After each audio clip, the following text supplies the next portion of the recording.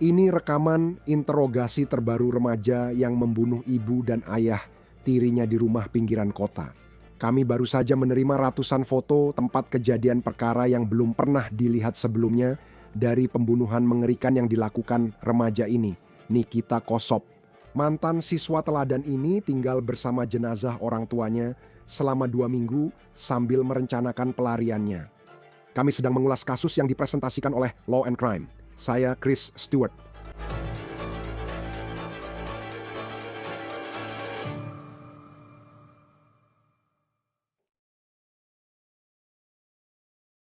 Hari ini, kami akan membawa Anda ke dalam sebuah kasus yang telah kami ikuti sejak awal.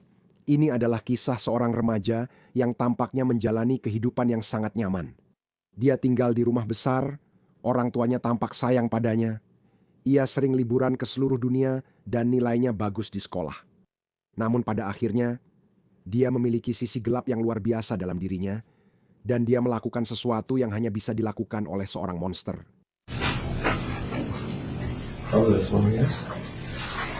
Biar saya coba lepaskan borgolmu. Ini hanya sebentar saja. Menit sebelum saya bisa mengetahuinya, oke?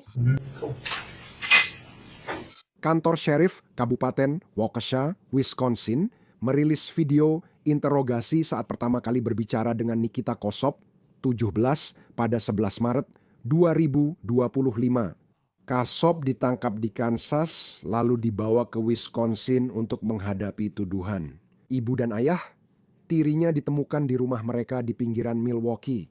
Kantor Sheriff kini memberi kami ratusan foto tempat kejadian perkara yang ditinggalkan Kossob di rumahnya, tempat ia tinggal bersama jenazah orang tuanya selama sekitar 2 minggu. Sebelum dia kabur dan melakukan perjalanan darat yang melintasi beberapa negara bagian dan ratusan mil. Dokumen pengadilan menyebutkan rencananya melarikan diri dari Amerika Serikat ke Ukraina, tempat ia berharap bisa hidup bebas. Namun, Anda akan melihat sistem hukum dan penegak hukum memberinya pelajaran nyata yang mungkin bertahan seumur hidup. Dalam video interogasi, detektif awalnya tidak membahas temuan di rumah, tapi lebih banyak berbasa-basi dan menanyakan masa kecil Nikita. Mereka membawakannya makanan cepat saji agar ia nyaman dan ia memakannya dengan tenang.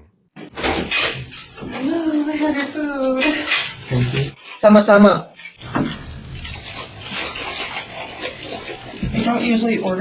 Aku tidak tahu apakah kita bisa. Aku benar-benar tidak tahu. Maaf, aku tidak punya bagian itu. Jadi aku tetap membelinya.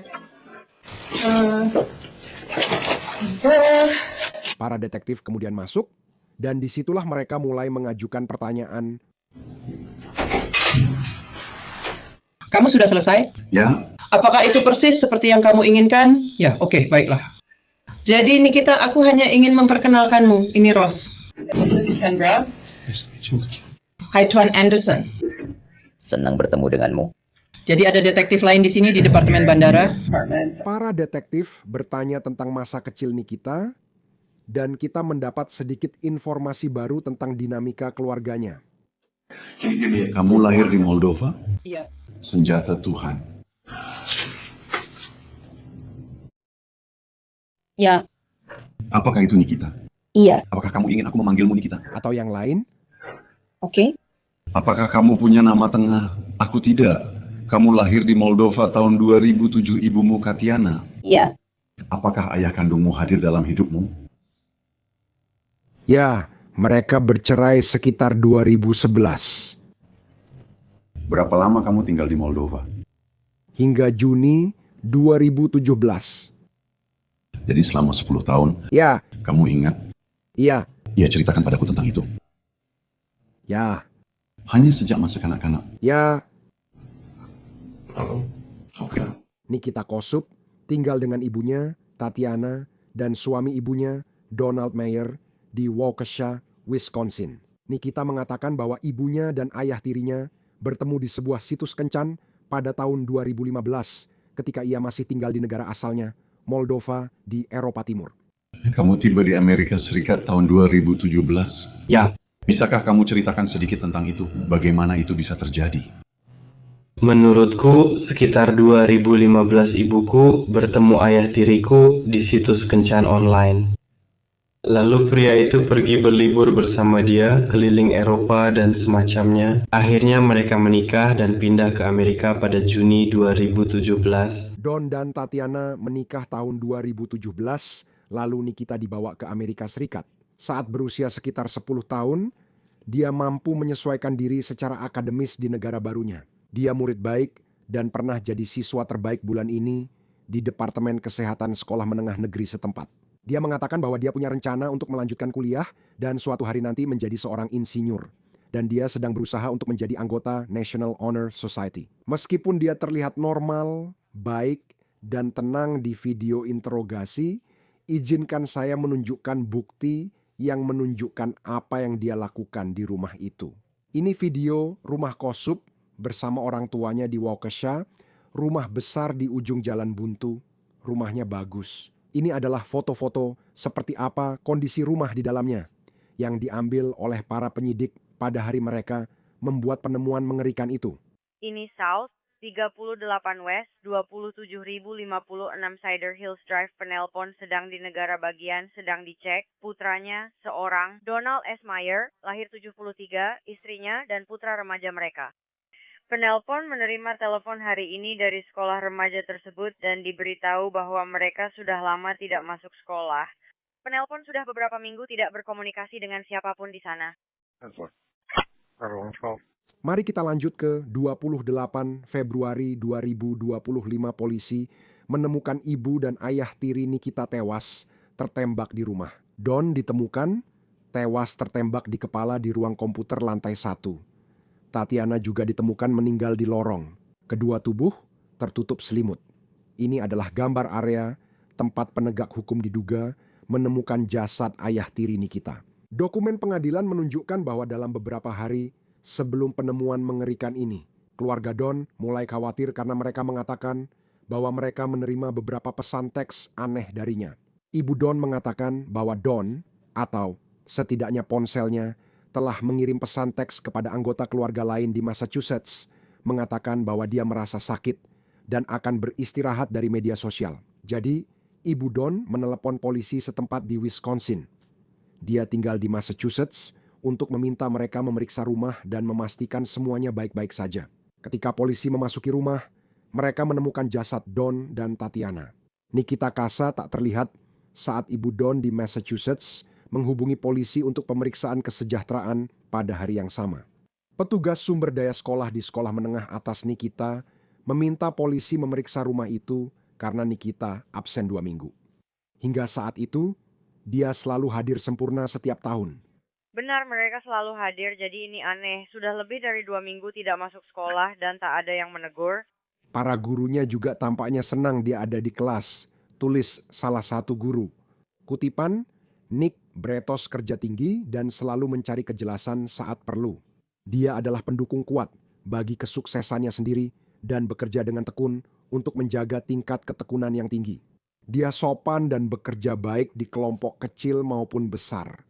Para deputi juga berbicara dengan atasan Don yang menyebut 3 hari sebelumnya, 25 Februari, Don mengirim pesan sedang sakit dan tak bisa bicara di telepon.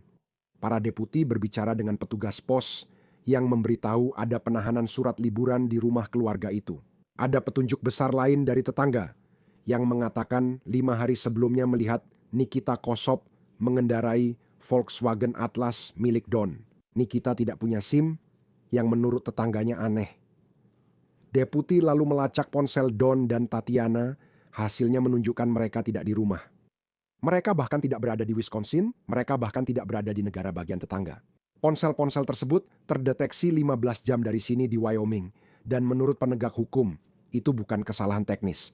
Ponsel-ponsel itu memang ditemukan di sana. Para deputi kemudian melacak ponsel Nikita, dan ternyata dia juga berada di luar negara bagian. Mereka melihat bahwa kendaraannya ada di Iowa. Kendaraan itu berhenti di 755 West Iowa 80 Road, Walcott, Iowa, di tempat pemberhentian truk besar. Polisi terus melacak ponselnya. Mereka menghubungi petugas di Kansas, lalu berhasil melacak. Nikita Kosop dan Volkswagen Atlas menuju pom bensin di Joaquin, Kansas. Ini foto Volkswagen Atlas Dawn yang diparkir di sana.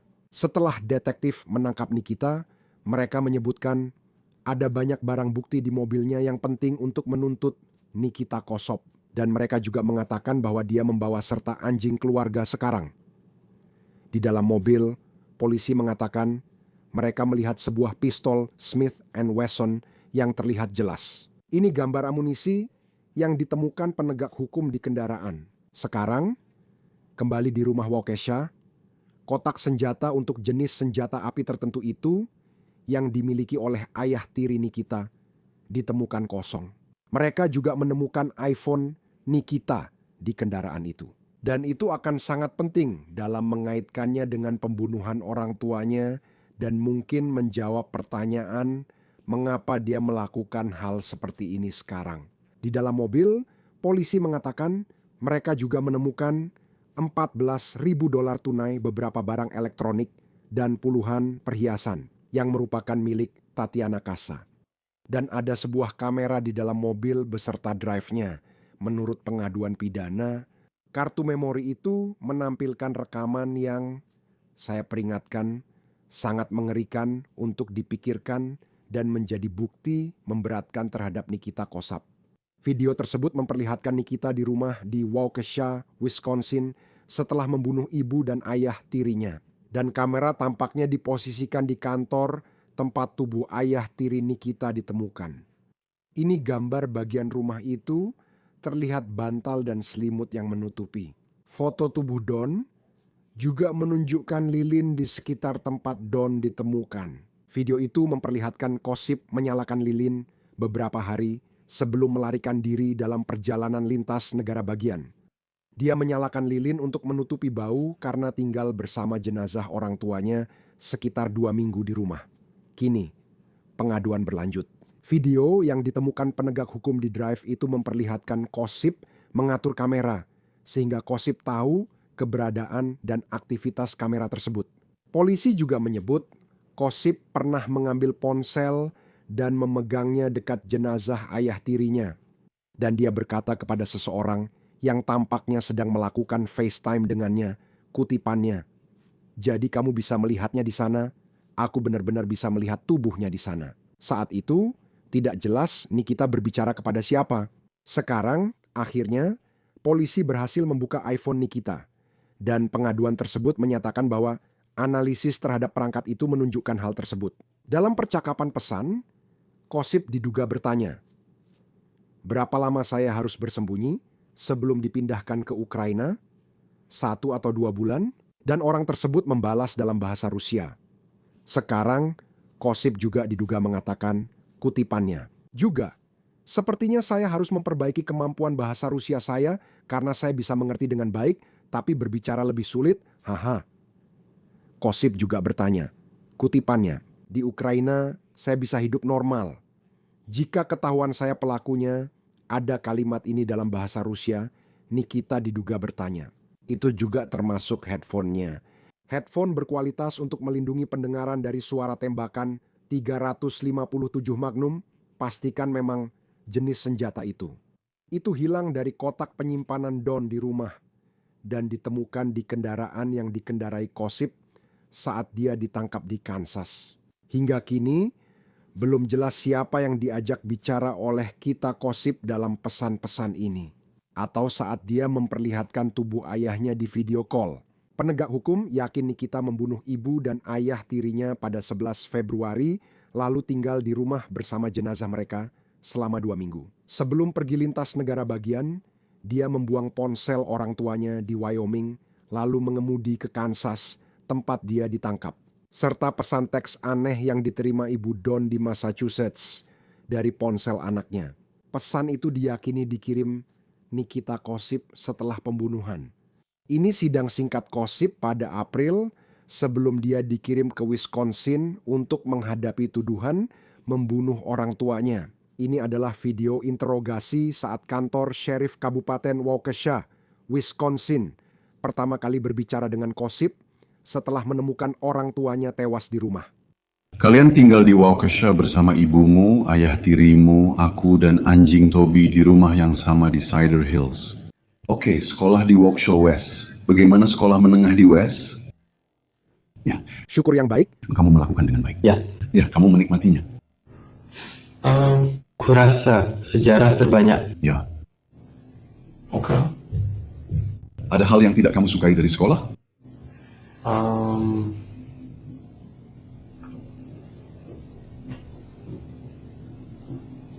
Aku baru saja bangun pagi. Semacam ingin mencoba. Setiap anak sekolah menengah atas pasti bilang begitu kan? Kamu bilang pindah ke sini tahun 2017. Kamu punya keluarga? Nggak ada keluarga di Moldova? Keluargamu di mana? Keluarga ayah tiriku ada di Massachusetts. Oke. Dan nenekku dari pihak ibuku ada di Italia. Itu Lydia? Iya. Oke. Keluarga di Massachusetts, apakah kamu menganggapnya? Apakah kamu menganggap ibu tiri ayah tirimu sebagai nenek? Maksudku, apakah kamu memanggilnya nenek atau bagaimana?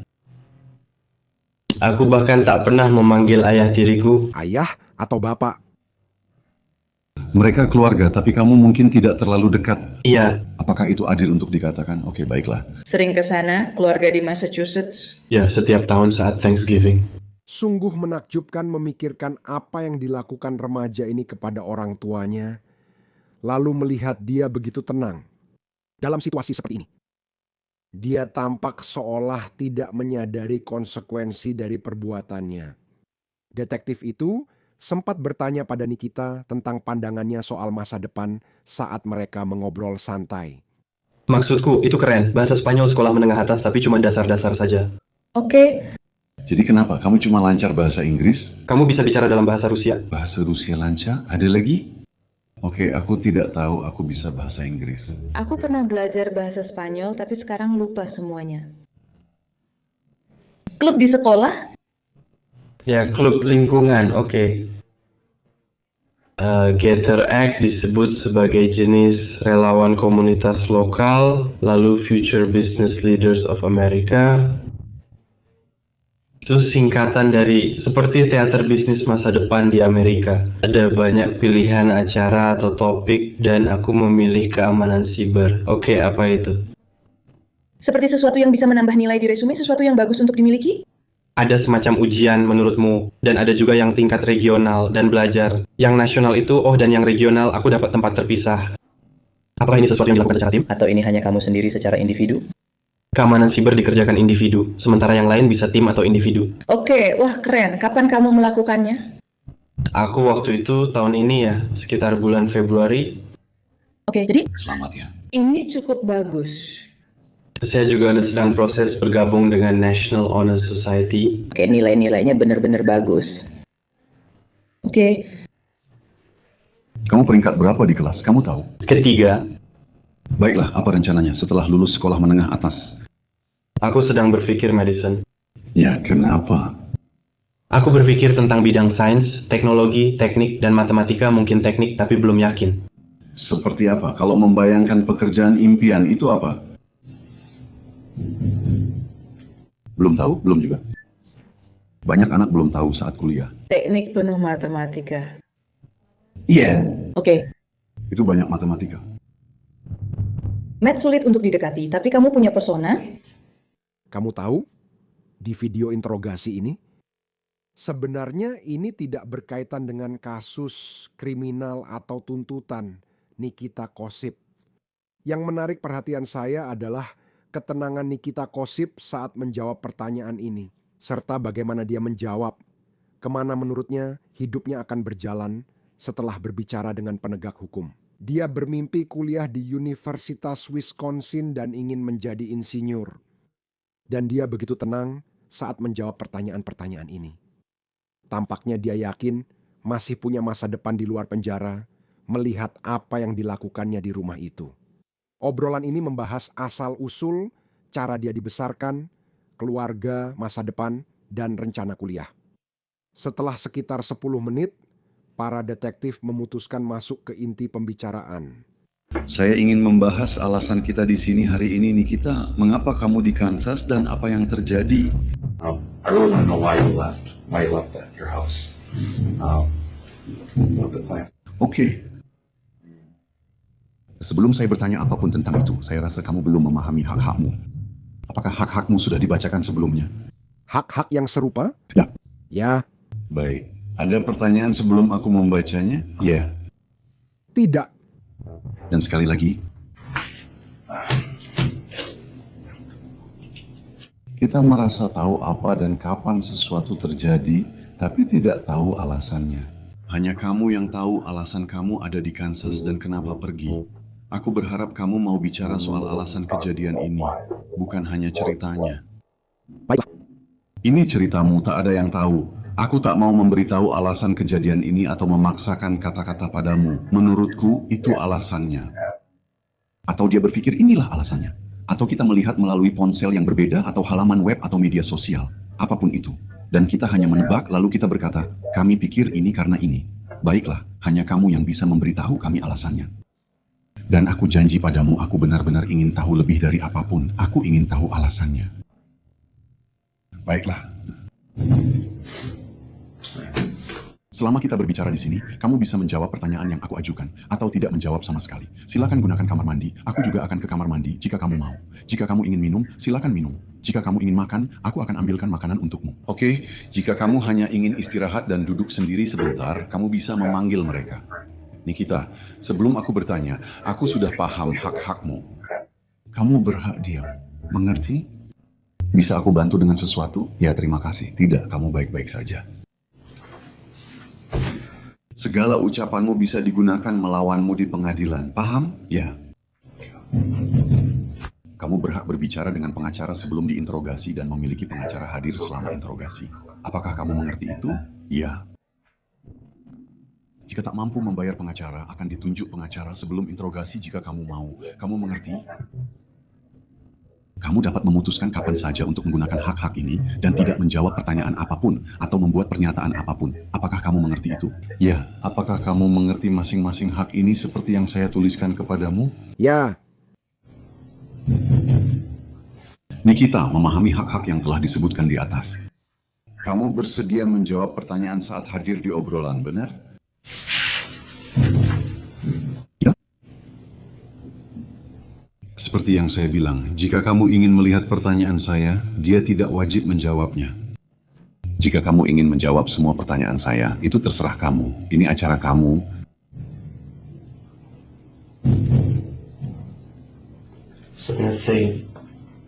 Kamu bisa lakukan itu atau saya akan mulai menyalakan kamera. Ini hak kamu, tak ada yang bisa memaksa bicara dengan kami. Oke, lakukan sesuai kenyamananmu. Saya tidak memaksa kamu berbicara. Tidak harus berbicara dengan saya hanya memberitahu. Mari bicara, saya janji. Nikita, saya ingin tahu alasannya agar bisa memberitahu keluargamu di Massachusetts dan nenekmu. Lydia, saya sudah bicara dengan Robert dan Judas. saya sudah bicara dengannya. Bukan saya yang bicara dengan Lydia, tapi rekan saya. Tak ada yang tahu kenapa ini terjadi. Mereka meminta jawaban dari saya, tapi saya tidak bisa memberikannya tanpa berdiskusi dengan Anda. Jadi Anda bisa bilang kalau Anda ingin bicara. Saya kira Anda akan bicara dulu dengan pengacara. Itu adalah hak Anda. Apakah Anda punya pertanyaan untuk Anda? Oke. Baiklah, tunggu sebentar lagi. Baiklah, terima kasih. Terima kasih.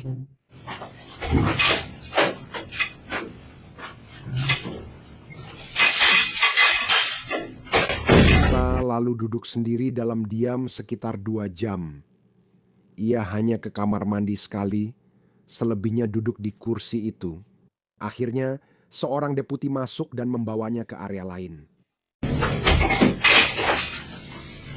Kita akan pindah ke area lain.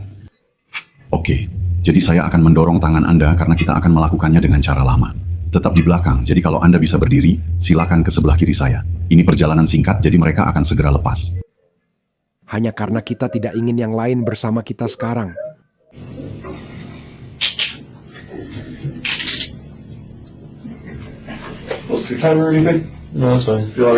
Baiklah, kita akan kembali ke bagan itu. Itu jalan masuk Anda tadi. Tidak, itu bukan yang pendek.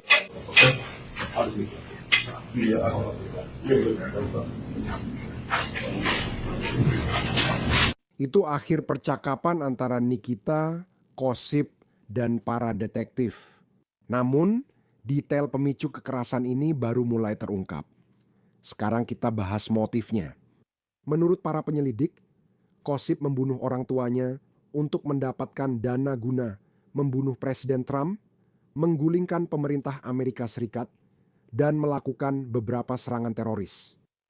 Kantor Sheriff Kabupaten Waukesha kini memeriksa ponsel Kosip dan menemukan percakapan mengganggu dalam bahasa Rusia.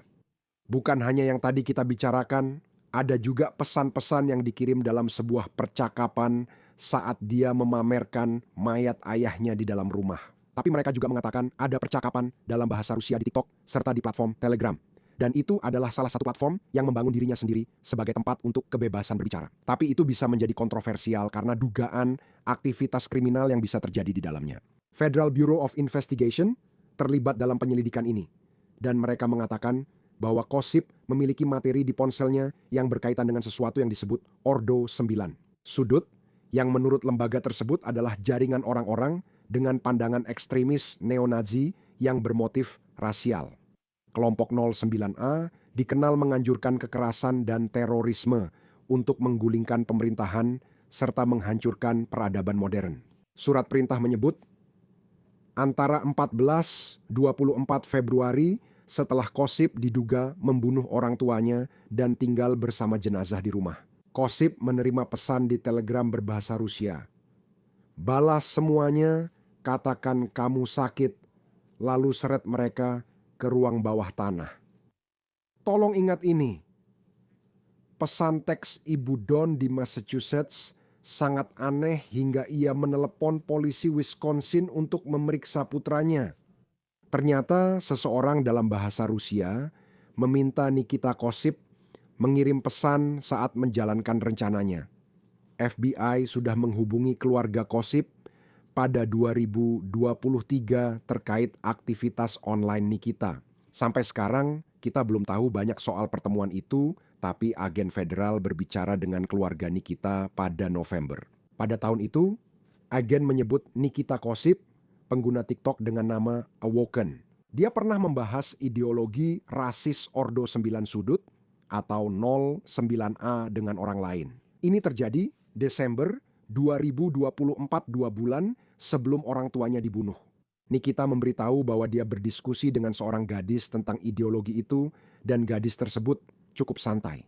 Dia bilang kalau orang tuanya tahu, mereka akan ambil ponselnya, apalagi sejak FBI datang. Laugh out loud.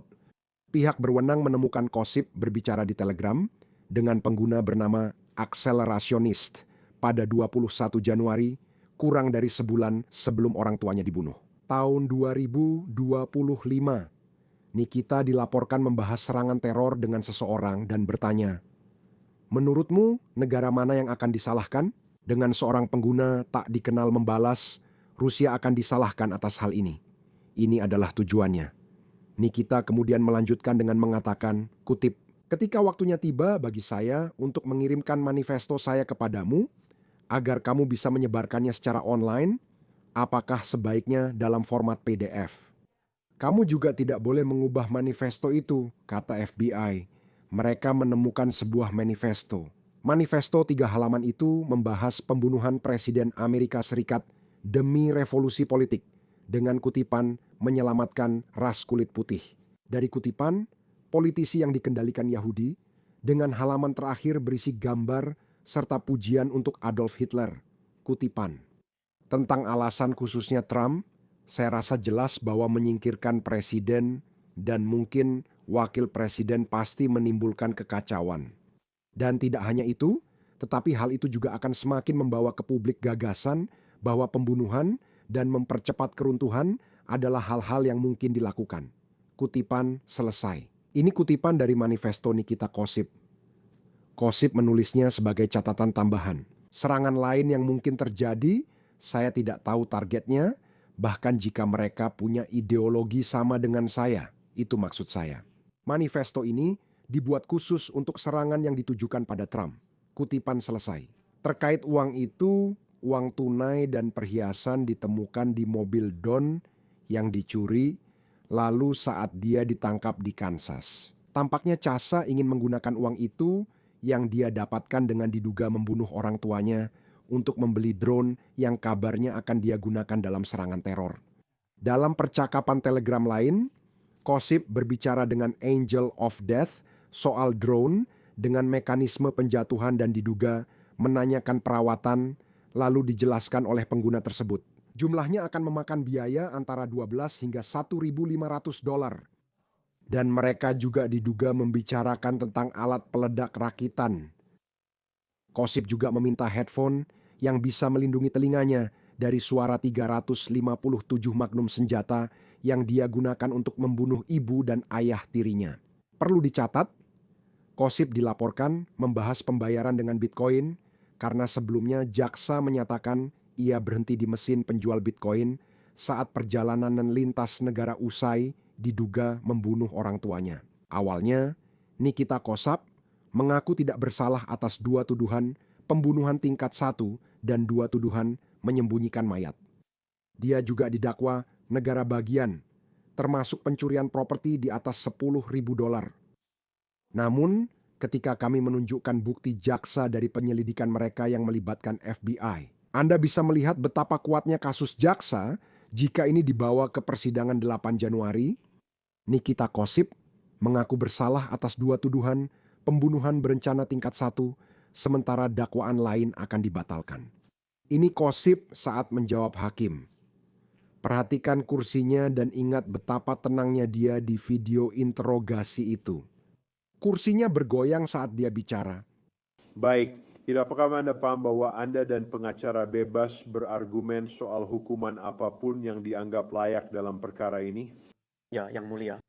Apakah benar Anda dan Tuan Rafael telah membahas parameter sejauh mana hukuman itu?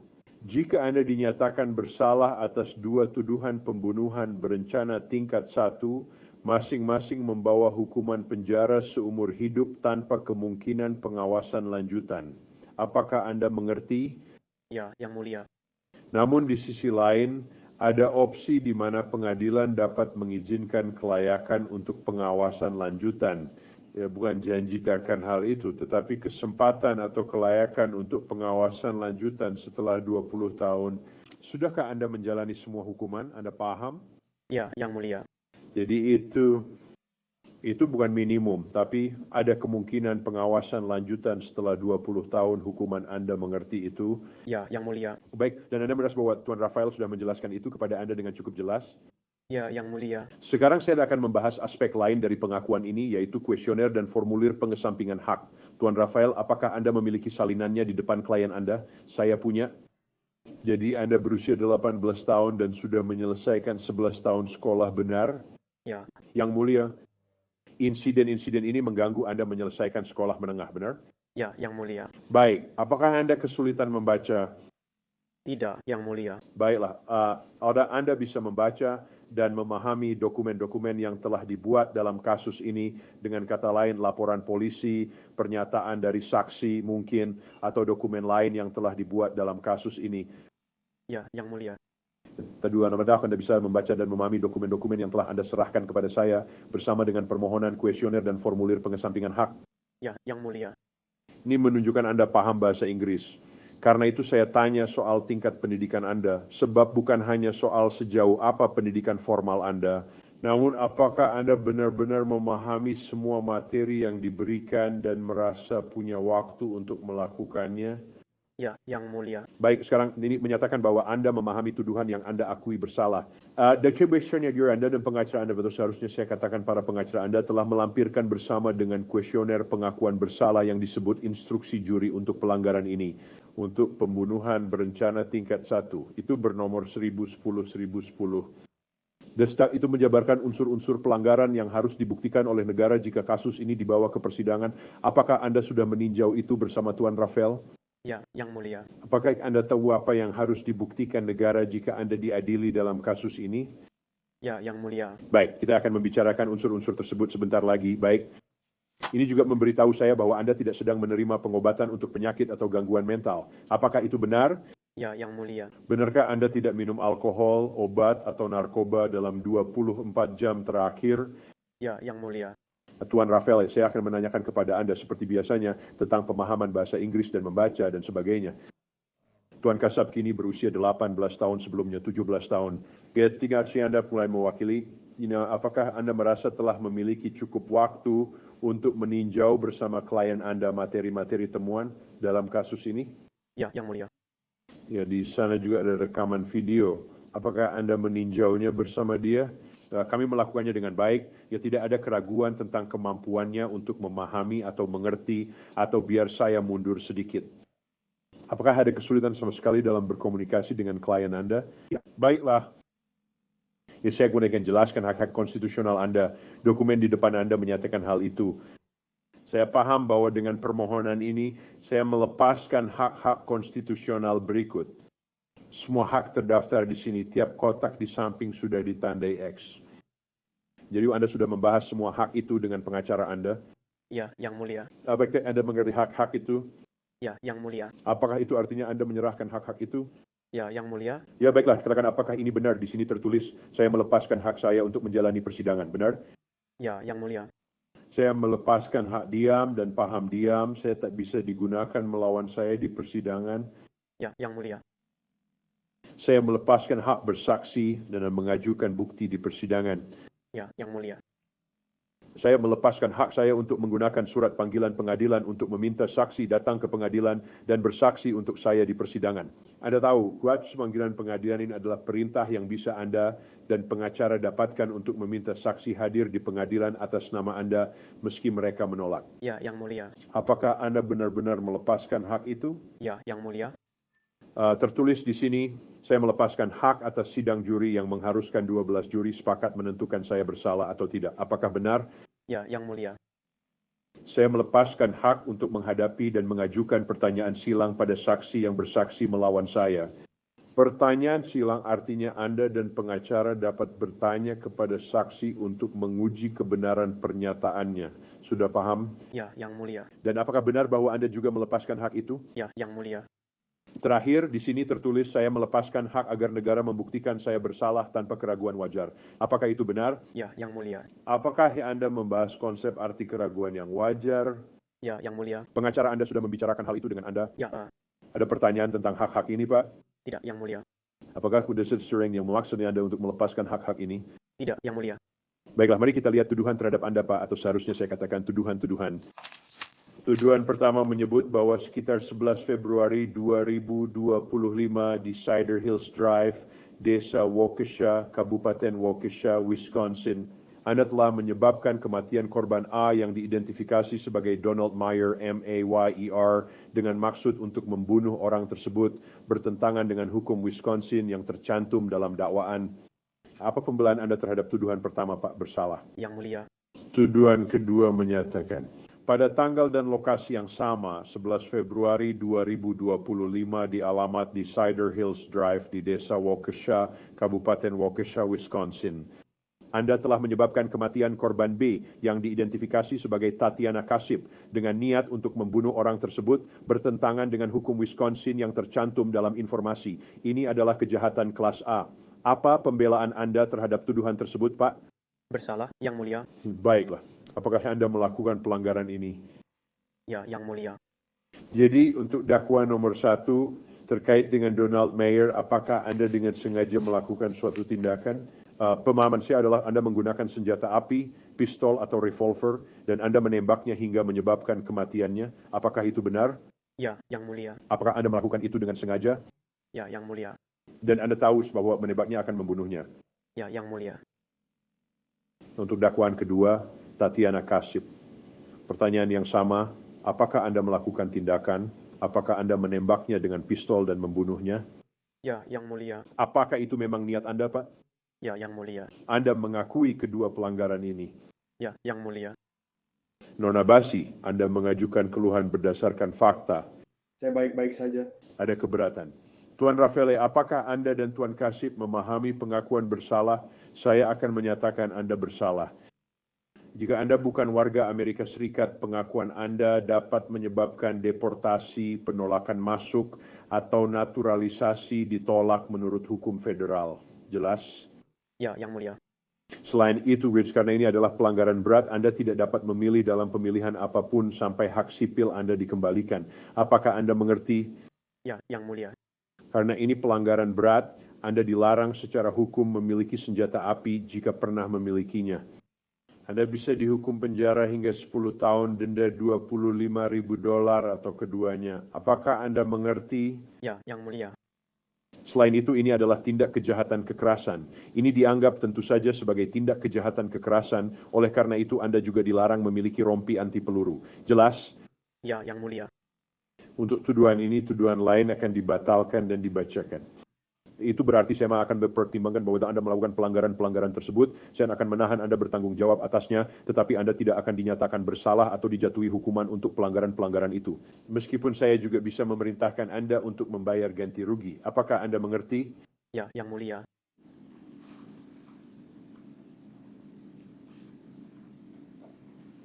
Anda tidak dapat dituntut atas hal-hal tersebut di masa depan. Apakah Anda juga mengerti? Ya, Yang Mulia. Apakah Anda paham jika pengakuan Anda dibuat sadar, bebas, dan sukarela, saya akan menyatakan Anda bersalah, Anda senang, paham? Ya, Yang Mulia. Baiklah, apakah Anda sudah punya cukup waktu untuk berbicara dengan pengacara Anda tentang semuanya? Ya, Yang Mulia. Apakah Anda mengajukan permohonan dan melepaskan hak-hak Anda secara bebas dan sukarela? Ya, Yang Mulia. Ada pertanyaan untuk saya atau pengacara Anda? Tidak. Setelah Nikita mengaku bersalah, Jaksa Wilayah Waukesha menyampaikan hal ini. Setelah berkonsultasi dengan keluarga, mereka setuju bahwa ini adalah tawaran yang adil. Ya, saya pikir ini memberi kita jangka waktu yang kita inginkan untuk penahanan, jadi sebenarnya tidak ada alasan untuk membuat keluarga harus menjalani persidangan. Bisakah Anda mengatakan pada titik ini apa yang Anda rencanakan untuk diperdebatkan saat penjatuhan hukuman? Saya pikir ini adalah kasus dengan hukuman maksimum. Saya berasumsi itulah yang akan saya perdebatkan. Sejak awal saya menangani kasus ini, saya tidak pernah berpikir selain itu. Apakah menurut Anda dia mungkin keluar dan kembali ke komunitas ini dalam 40 atau 50 tahun? Tentu saja saya tidak berpikir dia seharusnya kembali ke masyarakat dan saya akan menentang hal itu. Saya juga bertanya, apakah dia akan kembali ke komunitas ini jika dapat pembebasan bersyarat? Apakah dia warga negara Amerika Serikat? Saya tidak tahu, tidak bisa berkomentar. Hanya karena saya tidak tahu. Juga, apakah kalian ingin berkomentar juga tentang... Ya, terima kasih. Selain Anda juga? Dan juga, apakah Anda berkonsultasi langsung dengan Nikita Kasub atau hanya pengacaranya? Saya tahu hari ini banyak yang membicarakan apakah dia paham situasinya. Karena dia belum lulus sekolah menengah atas dan bahasa Inggris bukan bahasa utama. Saya yakin dari catatan hari ini dia paham semua yang saya sampaikan. Saya hanya berkomunikasi dengan penasihat hukum Tuan Kasab, bukan langsung dengannya. Dan menurut saya ini penyelesaian yang baik. Apakah ini berarti dakwaan federal juga tidak akan terjadi yang sebelumnya pernah dibicarakan? Saya benar-benar tidak tahu soal kasus federal itu. Saya tidak percaya ada dakwaan, tapi saya tidak bisa berkomentar. Jadi Anda akan ke federal. Kami akan menolak revisi besar-besaran sama sekali. Saya sama sekali tidak ingin dia, sama sekali. Benar-benar, kenapa? Kamu tidak ingin tahu? Saya yakin ini berbahaya bagi masyarakat. Fakta kasus akan dijelaskan saat vonis. Saya rasa dia berbahaya di komunitas kita. Kamu tidak yakin dia bisa direhabilitasi, dan itu jadi risiko. Leslie, apakah kamu pernah bicara dengan penyelidik federal? Di awal sekali. Saya percaya mungkin ada beberapa percakapan awal, tapi tidak ada yang berkaitan dengan apa yang mereka rencanakan untuk dilakukan atau hal-hal seperti itu. Apakah kamu punya peran dalam hal itu, Leslie? Sama sekali. Saya tidak akan. Anda menyebutkan kasus 3-9 akan dibatalkan. Ada konferensi ke-10 dengan saksi manapun. Ada 3 informasinya, yaitu 3-9 kami sedang mempertimbangkan untuk mendakwanya. Oke. Kamu bilang keluarganya yang ingin ini, tapi anggota keluarga yang mana? Itu keluarganya Donald Mayer? Kami sudah menghubungi keduanya. Keluarga korban dan mereka setuju dengan keputusan ini. Apakah Anda terkejut dengan keputusan Tuan Kasib untuk mengaku bersalah? Saya agak terkejut, maksud saya sebenarnya tidak ada kerugian baginya jika membawa kasus ini ke pengadilan. Tapi sekali lagi, saya pikir pengadilan melihat fakta bahwa seseorang bertanggung jawab atas apa yang mereka lakukan, dan saya rasa itu adalah faktor yang mereka pertimbangkan dalam penjatuhan hukuman. Pertanyaan besar menjelang sidang ini adalah, apakah hakim akan memutuskan jika Anda akan memiliki kesempatan untuk mendapatkan pembebasan bersyarat setelah menjalani 20 tahun di penjara. Itu saja untuk kasus dari hukum dan kejahatan. Berlangganan YouTube dan Spotify kami, dan temukan episode On The Case di Peacock. Saya Chris Stewart, sampai jumpa.